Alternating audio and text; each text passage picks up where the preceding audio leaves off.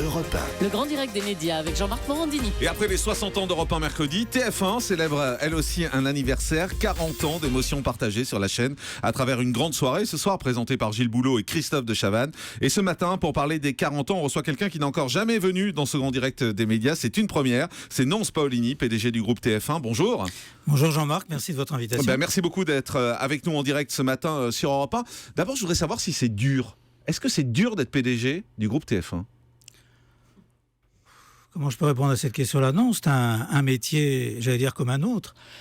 La grande différence par rapport à d'autres jobs que j'ai pu avoir, c'est que tous les matins, à 9h02, la planète entière, enfin la planète média en tout cas, c'est la performance de la veille. Et donc vous êtes soumis soit à la critique, soit aux félicitations.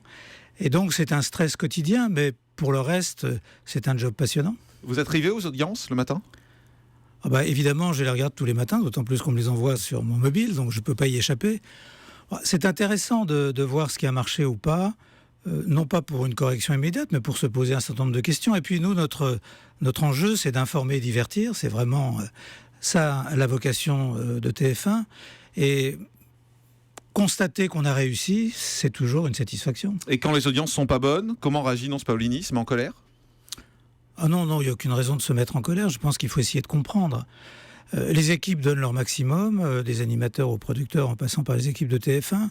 Et nous, notre vocation, c'est d'essayer d'apporter un maximum de plaisir aux téléspectateurs. Bon, si un programme marche moins bien, on essaye de comprendre pourquoi. Quelquefois, il faut un peu de temps pour l'installer. Mais ça, c'est la vie du spectacle. Quand on regarde TF1 aujourd'hui, mon sentiment à moi, spectateur de l'extérieur, c'est que TF1 a perdu son arrogance pour aller vers la proximité.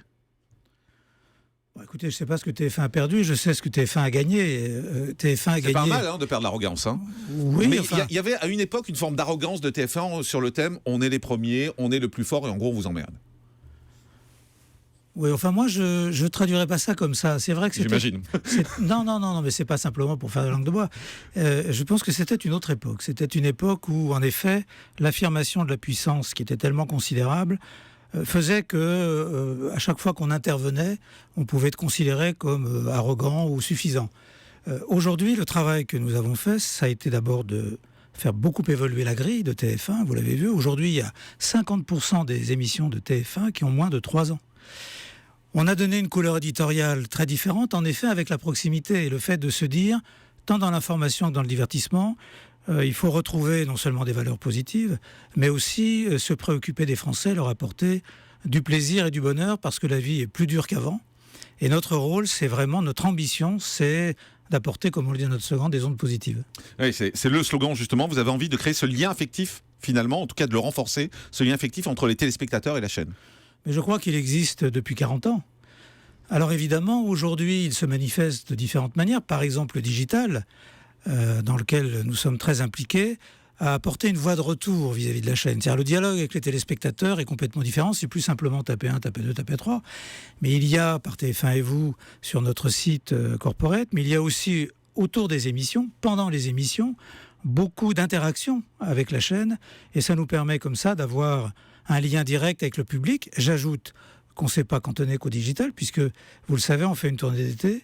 La dernière, 200 000 spectateurs sont venus voir les danseurs de Danse avec les stars. C'est un spectacle gratuit, ça nous est très plaisir d'avoir ce contact direct avec les téléspectateurs. Et malgré tout, vous avez imposé des mesures d'économie à TF1, parce que la période est difficile ? Toutes les entreprises aujourd'hui, en France, mais même à l'étranger, sont contraintes par une situation économique qui est complexe. Le marché français de la télévision s'est profondément transformé. On est passé de 6 chaînes à 25 chaînes aujourd'hui. Les budgets publicitaires ont été eux-mêmes abaissés. Et donc, il fallait prendre des mesures pour qu'à la fois on garde la qualité de nos programmes, c'est ce que nous avons fait, et qu'en même temps on puisse avoir une économie qui nous permette d'avoir un avenir, parce que l'objet c'est quand même celui-là. Voilà, donc on n'a jamais sacrifié l'essentiel. On s'est concentré sur l'accessoire, et de ce point de vue-là, je crois qu'on a bien réussi. Vous avez pourtant levé le pied, par exemple, sur le sport, sur le foot, il y a un peu moins de grands matchs, sur la Formule 1. Ça veut dire qu'il faut faire des sacrifices aujourd'hui ? Non, d'un point de vue éditorial, la Formule 1 ou la Champions League, par exemple, ce sont des compétitions qui sont récurrentes et qui n'offrent pas le même attrait pour le public que l'équipe de France, par exemple. Nous sommes restés avec l'équipe de France, on est les diffuseurs de l'équipe de France jusqu'en 2018. J'ajoute que la Coupe du Monde de rugby va être sur les antennes de TF1 à partir du mois de septembre. J'ajoute aussi que les demi-finales et finales du hand étaient sur TF1 avec un score absolument formidable. Plus de 9 millions de téléspectateurs, près de 13 millions en pointe sur le handball. Donc on va se concentrer sur des événements. On a l'Euro en 2016. Je pense que ce qu'il faut pour nous, c'est apporter au public ces grands moments de partage et d'émotion. Sur la Formule 1 comme sur la Champions League, ce ne sont pas des événements qui créent ce genre de partage. Quand en 2013, Nicolas de Taverneau, patron d'M6, avait dit TF1 est la seule chaîne qui, avec 42% de parts de publicitaires, perd de l'argent, ça vous avait énervé ? Non mais Nicolas ne m'énerve jamais, quelquefois il m'amuse. Nous avons d'ailleurs d'excellents rapports. Enfin, je veux dire, c'est une compétition terrible entre nous. Non, je crois que de ce point de vue-là, c'est vrai que les droits sportifs sont des droits sur lesquels il est bien difficile d'avoir une économie positive. C'était vrai notamment sur la Coupe du Monde de football qui avait été négociée en 2005. Donc c'était des tarifs qui n'avaient rien à voir, et notamment avec le paysage audiovisuel d'aujourd'hui. Cela dit, on a fait des audiences formidables. Et je pense que quand il a vu les 100 premières audiences dans lesquelles M6 ne figurait pas, ça n'a pas dû lui faire plaisir. De quoi vous êtes fier aujourd'hui sur TF1 ? Vous êtes fier de l'aspect général de la chaîne, de l'équilibre qui existe entre l'information, le divertissement, les séries ? Moi, je suis très fier des équipes de TF1 et des producteurs et des animateurs avec lesquels on travaille. Pourquoi ? Parce qu'ils font un métier extrêmement difficile, ils le font avec beaucoup de cœur, avec beaucoup de respect du public. Dans le domaine de l'information, je pense qu'on a fait les mouvements, que ce soit sur les journaux télévisés, avec Jean-Pierre qui ne cesse de les faire évoluer, Claire aussi, évidemment Gilles qui est arrivé et dont on connaît le succès, mais aussi Reportage ou 7 à 8 qui sont aujourd'hui dans des formats allongés et qui ont beaucoup de succès. Il y a eu l'erreur de casting Laurence Ferrari pourtant. Ça n'a pas été une erreur de casting, je suis absolument contre cette idée qui a beaucoup circulé.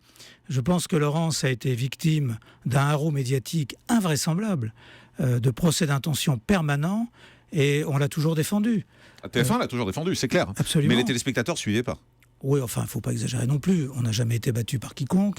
Laurence a toujours marqué, même à la fin de son parcours, entre 600 et 800 000 téléspectateurs d'écart. Bon, aujourd'hui, on est 1,5 million, 2 millions. Oui, mais vous savez, est-ce qu'il est facile pour une entreprise d'être soumis en permanence au feu de la critique ? C'est ce qui s'est passé pour le journal de 20 heures. Bon voilà, vous savez, ça fait partie de la vie des médias, ça. Il y a de temps à autre des déchaînements, il faut simplement prendre les choses avec le recul nécessaire pour pouvoir continuer sa route. Vous détestez toujours la télé-réalité ?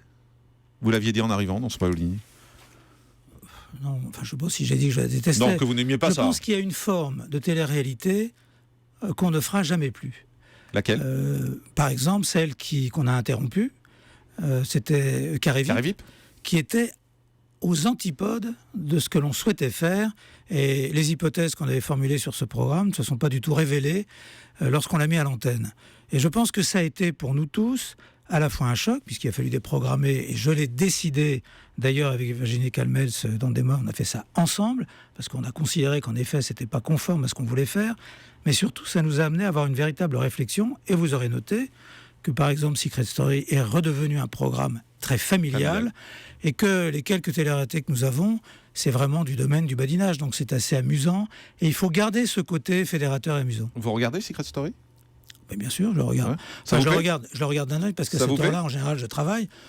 Écoutez, je ne comprends pas toujours ce que disent les candidats, mais si vous voulez, avec les sous-titres, je peux y arriver. Non, mais sérieusement, c'est sympa, quoi. Voilà. C'est un programme familial. Voilà. Juste, alors, on parle de TF1, bien évidemment, mais je suis obligé de vous poser une question sur LCI, forcément. On en est où sur LCI ? Sur LCI, vous le savez, LCI est à l'antenne encore pour cette année, puisque tous les distributeurs ont accepté de prolonger le contrat d'1 an. Donc jusqu'en décembre prochain. Voilà, nous sommes devant le Conseil d'État qui doit rendre une décision sur la décision du CSA. C'est attendu pour le mois d'avril, j'imagine. À partir de là, on prendra les décisions qui s'imposent. J'espère des décisions d'avenir. Ouais, donc c'est toujours en sursis. Ah oui, bien sûr. C'est toujours en sursis. Et au passage, je voudrais dire un mot pour les collaborateurs de LCI qui continuent à faire une antenne formidable dans un contexte de précarité qui n'est pas facile à vivre. Donc moi, je les félicite vraiment du travail qu'ils font. Vous êtes encore PDG pour combien de temps ? Comme pour le yaourt, j'ai une date de péremption qui est au 1er avril 2016. Jusque-là, je tiens la barre de cette merveilleuse entreprise. On a beaucoup de projets, on travaille beaucoup pour l'avenir, et aussi pour le présent, bien entendu. Aujourd'hui, on va fêter les 40 ans de TF1, et avec un événement, alors je vous le donne, qui est que Simon Baker, le mentaliste, est à Paris. Il va venir à TF1 pour faire un geste symbolique qui nous a beaucoup touchés. Il va ce soir me remettre les clés de sa déesse, de la déesse du mentaliste, qui est à Paris, qui est arrivée ce matin à TF1, qui est donc dans le foyer de l'auditorium, et symboliquement, il va me la donner. Ah oui. Donc c'est un cadeau qui est fait à TF1. Alors je pensais partir avec elle ce soir. Ce ne sera pas possible parce qu'elle n'est pas agréée par les mines, et puis que ce soir, on va aller dîner ensemble. Et je trouve que c'est très symbolique que ce merveilleux personnage et cette série qui a fait autour de 10 millions de téléspectateurs soit l'occasion de marquer les 40 ans de TF1. Vous souhaitez rester après la date de péremption dont vous parlez? Vous allez demander à ce que ce soit prolongé ou pas? Moi, je n'ai rien demandé du tout, vous savez. Si on vous le propose, vous dites oui? Non, mais j'en veux pas me le proposer. Il y a des règles. D'un point de vue administratif, 67 ans, c'est une limite d'âge. Je pense que pour les médias, il faut trouver des gens plus jeunes. On va trouver. Martin va trouver quelqu'un qui sera bien meilleur que moi. Vous voyez qui à votre suite? Moi, je vois personne pour l'instant. Personne? Non. Mais d'ailleurs, ça ne m'appartient pas. Non, ça appartient au conseil d'administration et à Martin. Quand on est PDG du groupe TF1, on peut avoir, on peut se dire, tiens, lui, ça peut être mon dauphin. Écoutez, pour l'instant, le PDG du groupe TF1, il est mobilisé sur l'avenir de son groupe. Il travaille avec ses équipes de manière très proche.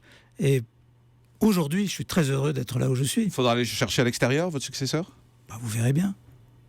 Un mot sur TMC également et NT1, c'est l'avenir du groupe TF1? Écoutez, on a eu pendant 5 ans des engagements à respecter qui nous avaient été donnés par l'autorité de concurrence, à la fois sur le plan publicitaire, puisqu'on avait une régie séparée, et à la fois sur le plan de la circulation des programmes. Vous avez vu que la première manifestation de la fin de ces 5 ans, ça a été le handball, puisque on a vu la demi-finale sur TMC avec beaucoup de succès, le record absolu. Plus de 3,5 millions et une pointe à 5 millions. Exactement. Et la finale sur TF1. Non, je crois que ça va être formidable parce que ça va permettre, une fois de plus, d'apporter aux téléspectateurs et à différents publics des programmes qui vont être très complémentaires les uns aux autres. Et le travail qu'on va faire, il n'a qu'une obsession, c'est de plaire au plus grand nombre. Et c'est votre obsession aujourd'hui? Absolument. On doit être, pour TF1, la chaîne du lien social, on en a bien besoin. Et pour nos autres chaînes, participer à ce lien social, chacune dans son domaine et dans sa spécialité. Merci beaucoup Nance Paolini d'avoir été avec nous, PDG du groupe TF1, pour avoir fêté avec nous les 40 ans de TF1. Bon anniversaire à la chaîne et à vos équipes. Merci à vous Jean-Marc et au revoir Julie. Merci beaucoup. Le grand direct des médias, Jean-Marc Morandini.